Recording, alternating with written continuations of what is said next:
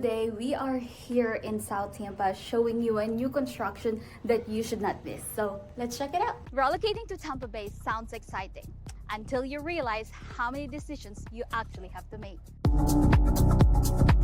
Nobody else make me feel like. Hi, I'm Rio, a local realtor and mortgage loan officer here in Tampa Bay, and this channel exists so you don't have to figure this out alone. Welcome to North Hyde Park, one of Tampa's most desirable and fast-growing neighborhoods. As we walk in, you are greeted with a private lower level featuring a bedroom, full bathroom, and a kitchen that's set up towards the back. You have your garage with alley access, keeping things convenient and private.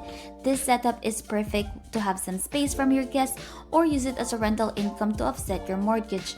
Heading upstairs is your main living space. You have an open layout connecting the kitchen, dining area, and living room. This level includes your front patio to enjoy the Florida weather, a full bathroom, and a bonus space that can be used as a home office, gym, or flex room depending on your needs. On the top floor, you'll find these two additional bedrooms with a shared full bathroom. What makes this home stand out is the layout and flexibility.